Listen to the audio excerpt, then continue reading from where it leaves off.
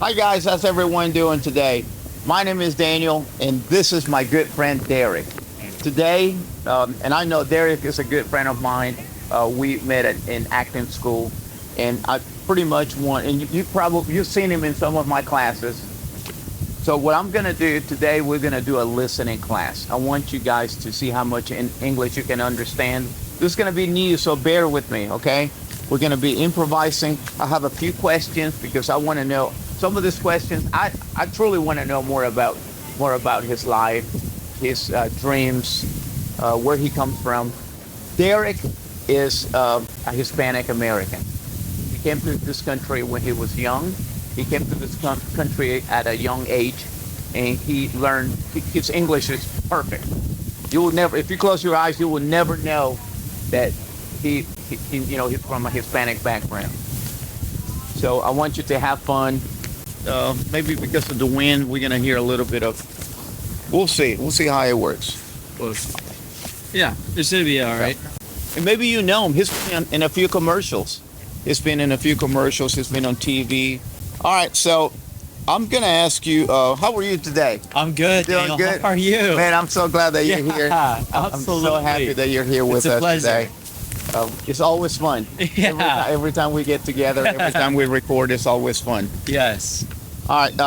So, how old were you when you came to the U.S.? Yeah. So when I came to the United States, I was 6 years old, and I ended up coming to the United States on July 4th, Independence Day. Independence Day. About that. And I remember looking out of the car, and I saw fireworks, and I asked my mother, "What are those for? Mamá, ¿qué son esos?" At the time, I only really spoke Spanish. And he said, "Mijo, they're for you." And I remember Celebrating that you're here. yeah, celebrating that we had first arrived to the United States, and it was a special moment. And that was the first day I came. That's awesome. That is like celebrating. You know, the day that you come here is Independence Day, Yes. and they're doing fireworks. It's magical. And guys, I couldn't remember everything, so I'm just gonna have to improvise. Bear with me.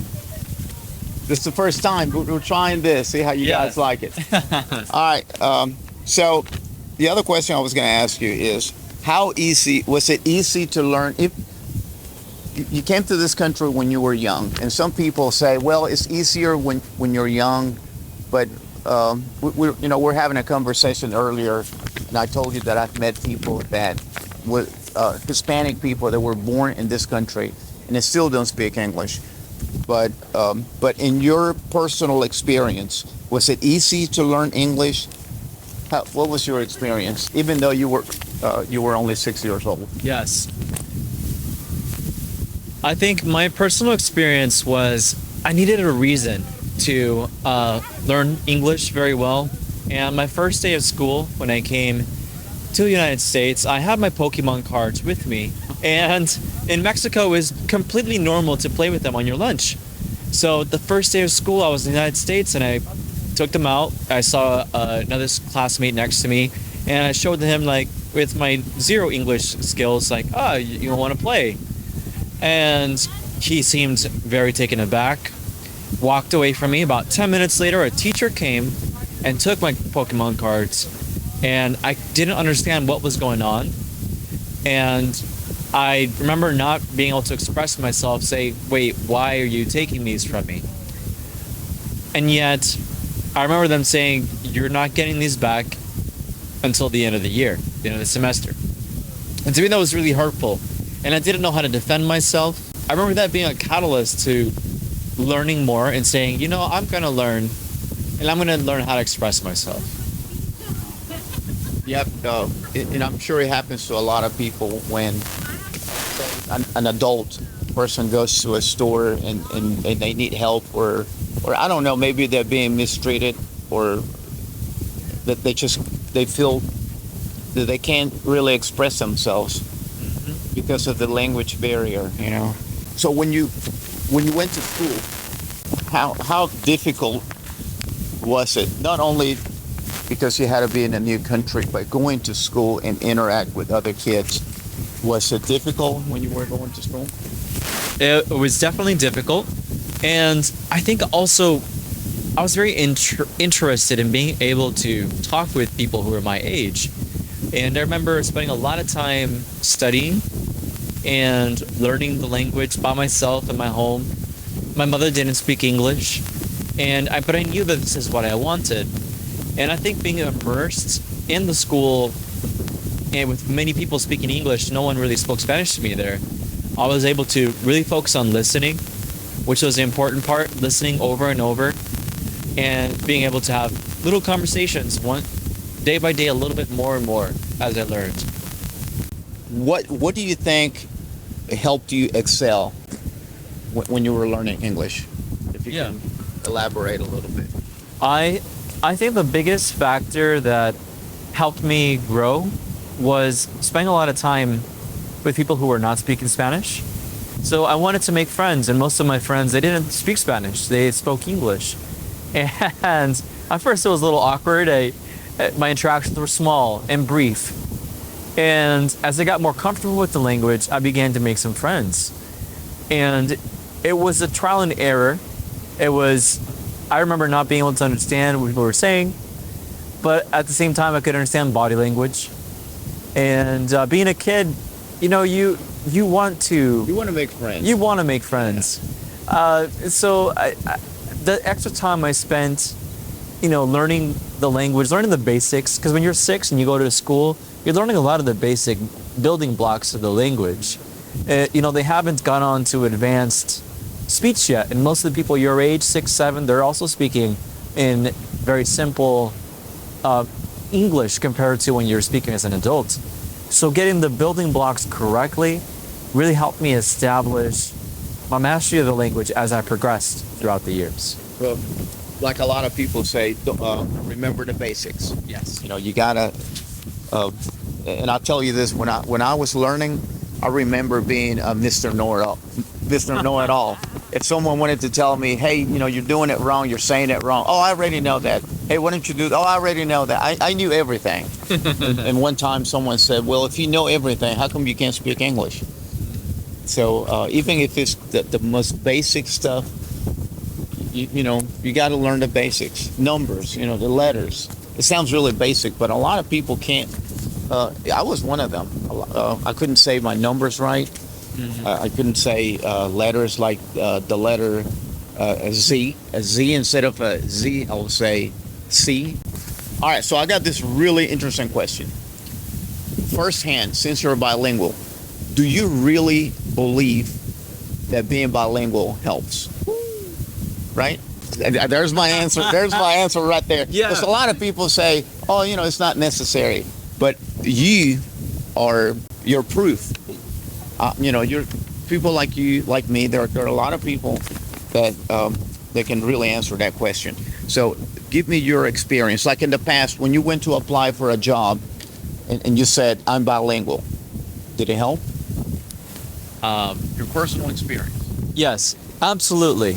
Ever since I applied for my first job when I was 15 years old, I remember it was telling them that I was bilingual, and it having an impact on them perceiving me as a more professional and capable person, because they understand that when you are bilingual, you're able to connect with more people throughout your experience as whether it be in sales, whether it be in customer service, whether it be in management, any field you go into. The more people you can connect with, the better. And being bilingual opens you up to a whole new category of people who can connect with you and build rapport. Since essentially when you're taking care of someone, it's about connecting with them. And the more avenues you have to connecting with them, whether it be language, or language is a huge part, but also interests, then you're able to be a better person and spokesperson for that company, and you bring more value to your team. Absolutely. And when you said sales, I remember in the past, like when I got my job, I used to work at Rent-A-Center, and I became a manager. But that was one of the reasons they hired me, is because I was bilingual. They said we're losing a lot of customers. We're getting a lot of Hispanic customers, and we just don't speak Spanish.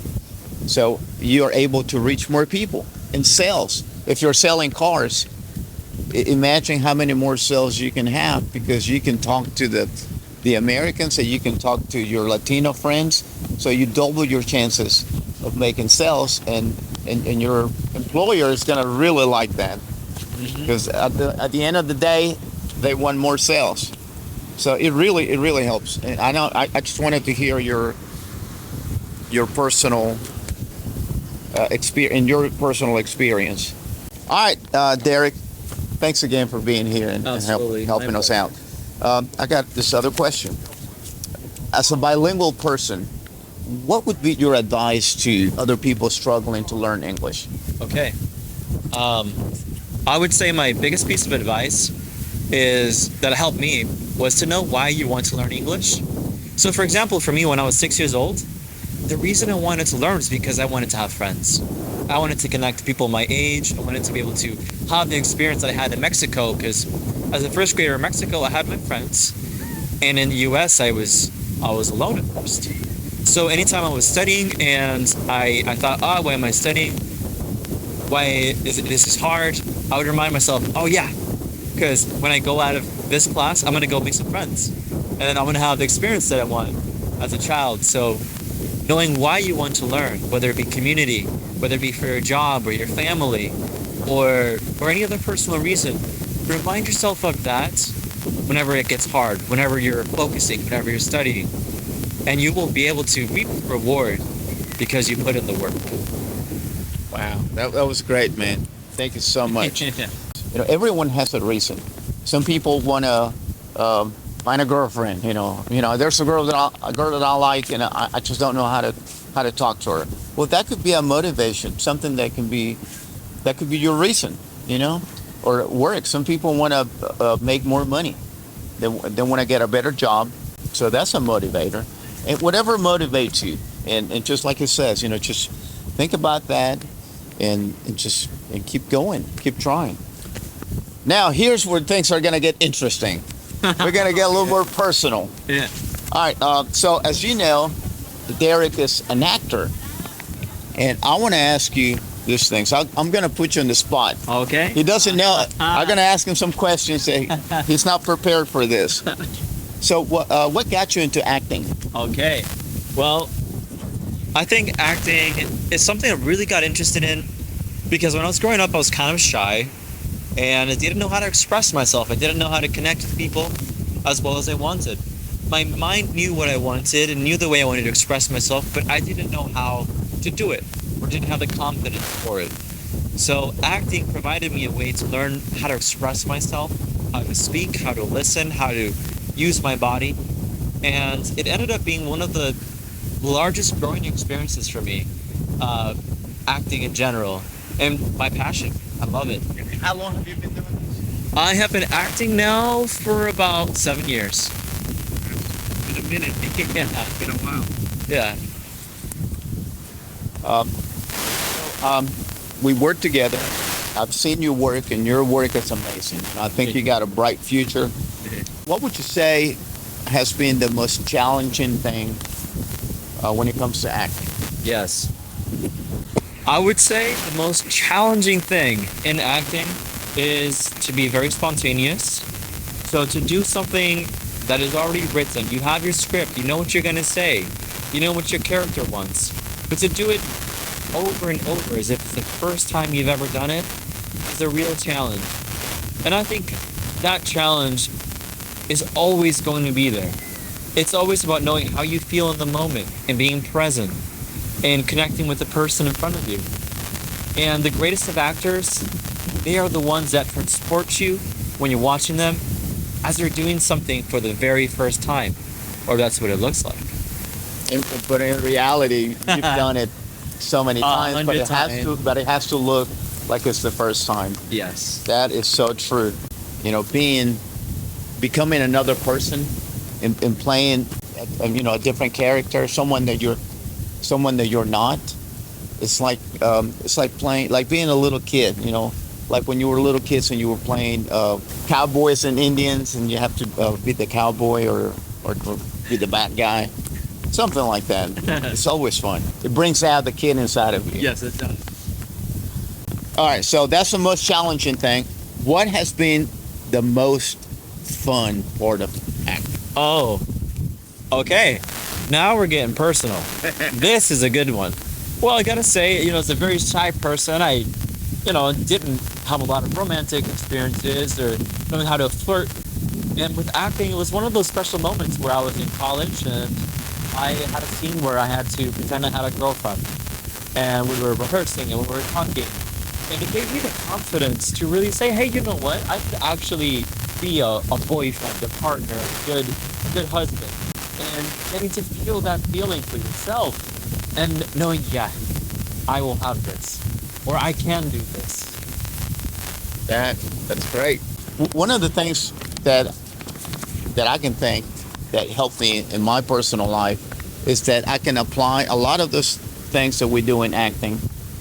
I can bring it to real life. And one of the reasons I started doing acting classes was because I wanted to be more comfortable in front of the camera, more comfortable, like you were saying, body language. If I'm explaining something to you, I just didn't want to look like a robot in front of the camera. And I want it to be more natural. I want to feel more natural. I want to feel like I'm really talking to someone on the other side of the lens. All right, and I got one more question for Derek.